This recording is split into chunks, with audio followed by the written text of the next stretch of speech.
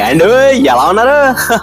మీకేంటండి ఎప్పుడు మా సరదాగా ఉండే మనుషులు. అయ్యి బాబు మీకోసమేనండి బాబు మంచి పెళ్లి కూడా కట్టుకొచ్చాము.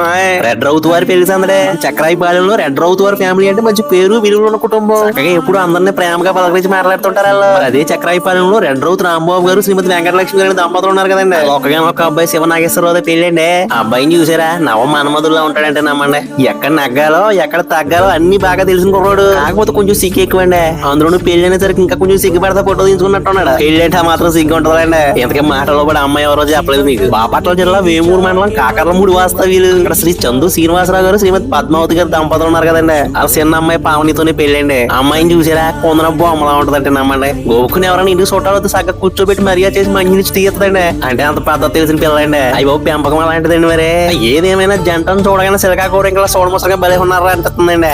ఇగో ఈ జంటను పెళ్లి చూసి ఆశీర్వదిలేగానండి. ఇంతకీ పెళ్లి ఎప్పుడు అంటారా? జూన్ 7 శనివారం రాత్రి 8:29 గంటల. ఇంతకీ పెళ్లి ఎక్కడ అంటారా? మన తెనాల్లో నూకల రామకోటేశ్వరరావు గారి కళ్యాణ మండపం అంగరంగ వైభవంగా జరుగుతుంది. మరి పెళ్లిలో భోజనాలు కూడా చాలా ముఖ్యం కదండి. ప్రతిరోజు రాత్రి 8 గంటల కళ్యాణ వేదిక వద్ద భోజనాలు చాలా గ్రాండ్ గా మొదలవుతాయి. మన స్వచ్ఛమైన తెలుగు సాంప్రదాయమైన పిండి వంటలు 4 రకాల కూరలు ప్రేమ ఆప్యాయతలతో కలిపోటింగ్ చేస్తారండి. మరి ఏమనుకుంటున్నారు? రెడ్ రౌత్ వారి ఫ్యామిలీలో విందంటే మాత్రం అడావిడేది ఉంటదండి. మీకు ఎన్ని పనులు ఉన్నా కానీ పక్కన పెట్టేసి పిల్ల జల్ల అందరం తీసుకుని ఖచ్చితంగా రావాలండి. లేదంటే మనకు మాట వచ్చేద్దండి. ఇక ఉంటామండి. మరి అసలే బోల్డ్ పెళ్లి పనులు పెండింగ్ లో ఉండిపోయినాయండి. మీరు మాత్రం మేము బెంగట్టేసుకుంటామండి. చూసుకోండి మరి.